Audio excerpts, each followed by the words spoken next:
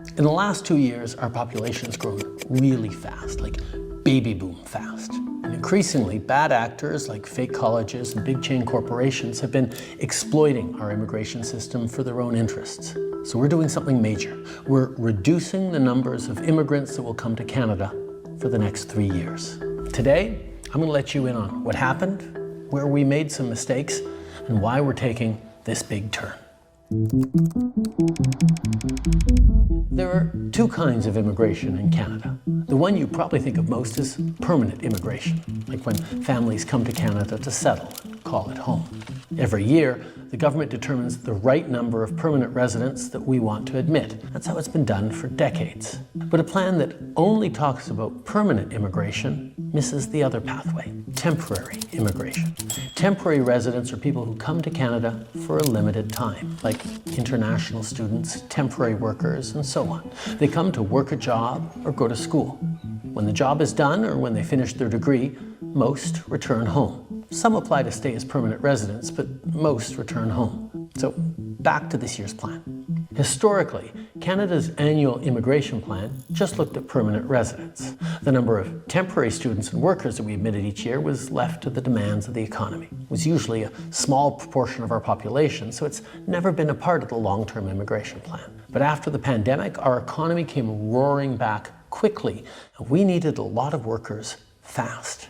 Canada is in the middle of a huge labor shortage. Temporary foreign workers became such a significant part of our workforce that it'd be a mistake not to include them when we plan our immigration levels. So this year, we did exactly that for the first time. We laid out a plan that sets targets for both permanent and temporary residents.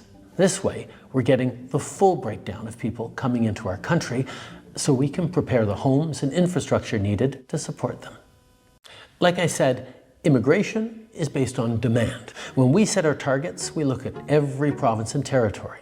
We ask the premiers, what are the gaps in your workforce? Is your population growing or getting older? We field calls from businesses, CEOs, economic experts, all sharing their thoughts on where we should set our targets. We've had a chronic shortage of labor for the last decade. It is the #1 issue of all manufacturers across Canada. So we think there needs to be more, push the pedal to the floor to bring more people into Canada because Ontario is facing a generational labor shortage. 380,000 jobs are going unfilled. It's no surprise that every sector has different wants and needs when it comes to immigration. But after the pandemic, they all came to us with the same message. After 2 years with closed borders, we need more people, more workers, fast. So we brought in more workers, and it was the right choice. It worked. Our economy grew. Restaurants and stores reopened, businesses kept running, but most importantly, in spite of lots of economists' predictions, we avoided the worst-case scenario, a recession. But some saw that as an opportunity to profit, to game the system. We've seen way too many large corporations doing this. The government says the program has been used to get around hiring Canadian workers in some instances. Far too many colleges and universities used international students to raise their bottom line. There are the diploma equivalent of puppy mills that are just churning out diplomas. There is fraud and abuse, and it needs to end. Because they could charge these students tens of thousands of dollars more for the same degree. And then there are really bad actors who outright exploit people, who target vulnerable immigrants with promises of jobs, diplomas, and easy pathways to citizenship, promises that would never come true. Looking back, when the post-pandemic boom cooled and businesses no longer needed the additional labor help, as a federal team, we could have acted quicker and turned off the taps faster. Now, it is time to make the adjustments to stabilize the immigration system that we need and get it working right for Canadians for right now. Immigration is primarily a federal job. We have the levers to rein it in, so we are. This is a big change. A major cut to immigration, reducing permanent immigration levels by at least 20%. A new string of measures to clamp down on temporary immigrants. That means a decrease in international students, temporary foreign workers. Canada's new immigration plan is straightforward. Lower the number of new immigrants coming into Canada, both temporary and permanent. We're prioritizing permanent residents with the skills we need, like healthcare workers for our hospitals and construction workers who will build more homes.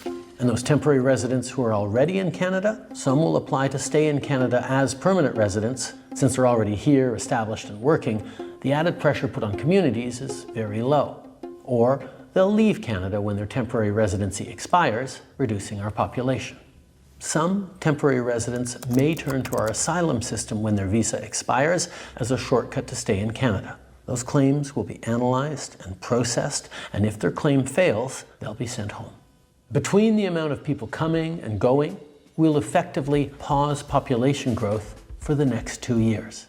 Then from 2027 onwards, it'll balance out and slowly start increasing again at a sustainable pace. In fact, that gets us back to the population growth path we were on before the pandemic. This pause is going to give our economy and our communities the chance to catch up with things like our plan to build millions more homes. That's not stopping, but now we'll have a little more breathing room as we build. We'll see more corporations investing in Canadian workers and youth rather than relying on cheap foreign labor. Our cap on international students is already bringing rental prices down in big cities, and as we keep that cap in place, rents will keep coming down. We're making the system work for Canadians and for newcomers, rather than for the big box stores, chain restaurants, immigration consultants, and sham colleges that exploit it. Immigration is a great thing, and we're lucky that so many people dream of coming to our country. Fulfilling that dream depends on having a good job, a decent place to live, and health care that you can access when you need it. We have to make sure our population isn't getting out ahead of those things.